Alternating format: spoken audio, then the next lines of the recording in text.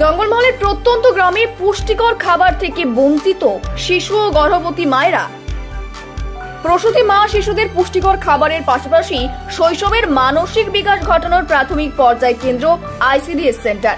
সেই আইসিডিএস কেন্দ্রের পুষ্টিকর খাবার থেকেই বঞ্চিত গোটা গ্রাম।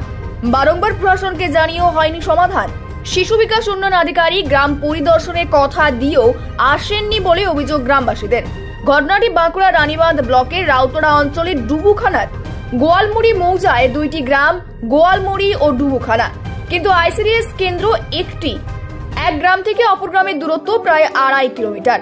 স্থানীয়দের থেকে জানা যায়, গত 1 বছর আগে পর্যন্ত এই ডুবুখানা গ্রামে আইসিডিএস কেন্দ্রটির সব ধরনের কাজকর্ম হতো, ফলে খাবার পেতেন গর্ভবতী মা ও শিশুরা। গত 1 বছর যাবৎ গোয়ালমুড়ি গ্রামেই বসেন আইসিডিএস কর্মী ও সহায়িকারা, ফলে ডুবুখানা গ্রামের প্রসূতি মা শিশুরা পুষ্টিকর খাবার থেকে বঞ্চিত। 2.5 কিলোমিটার হবে। জঙ্গলের কারণে নদী আছে, বাচ্চাদেরকে ছাড়িয়ে দিয়ে যাবে, বাচ্চাদেরকে ছাড়িয়ে কি যাওয়া যাবে? তাহলে তো সারাদিনের কাম আমাদের মাটি হয়ে যাবে। কিন্তু মানে বাড়িতে রান্না করে দিত।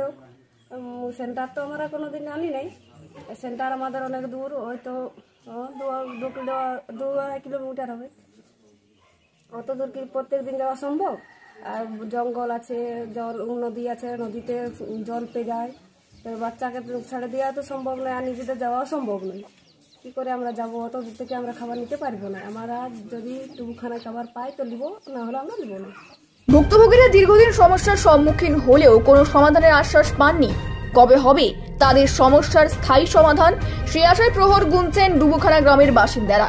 অপরদিকে গোয়ালমুড়ি আইসিডিএস কেন্দ্র থাকলেও সেখানে শিশুর সংখ্যা মাত্র 2, অথচ ডুবুখানা গ্রামে রয়েছে 14টি শিশু এবং 1জন গর্ভবতী মহিলা এবং 2জন অপুষ্টিজনিত ব্যক্তি। ডুবুখানা গ্রামের বাসিন্দাদের গোয়ালমুড়ি গ্রামে যেতে হলে প্রায় 2.5 কিমি যেতে হয়।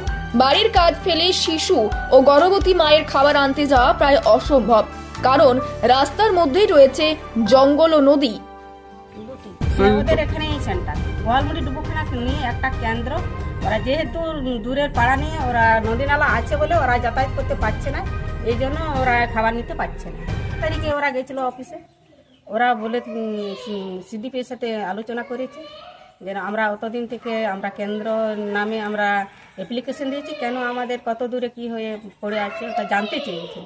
ফিটনেস সেন্টার নেই তো, এখানে সেন্টার নেই। আগে 1 বছর আগে এখানে সেন্টার না হলো খাবার পেতাম, তো গোলমুড়িতে সেন্টার হবার পর থেকে আমরা এখানে কোনো খাবার পাইনি, খাবার থেকে বঞ্চিত। আমরা বাড়ির বউগুলা তো, তাহলে সবাই ঘর বন্ধ করে চলে যায়, আর বাচ্চাকে নিয়ে অত দূর যাওয়াটাও অসম্ভব। জঙ্গল পেরিয়ে যেতে হয়, তারপরে তাহলে তো আমাদের সারা দিনটাই কেটে যায়, ওটা হাঁটে যাওয়া সম্ভব না। মূল সমস্যাটা আপনার আজ দীর্ঘ প্রায় 2-3 বছর ধরে বাচ্চা বলুন, প্রসূতি মা বলুন, প্রেগনেন্ট মা বলুন, তারা কিন্তু এখানে কোনো সরকারি পরিষেবা যেটা সেটা পাননি। এই মুহূর্তে আপনারা কি চাইছেন? এই মুহূর্তে এই সমস্যাটা সমাধান। আপনারা কি সিডিপিওকে দরখাস্ত দিয়েছিলেন? হ্যাঁ, বাদ দিয়ে দরখাস্ত দেওয়ার পরও আমরা খবর নিতে গেছি। উনি তখন আমাদেরকে কথা দিয়েছিলেন আজকে উনি আসবেন, কিন্তু এখনো পর্যন্ত আসেননি। আসবে কিনা সেটাও আমাদের একটু সন্দেহ লাগছে।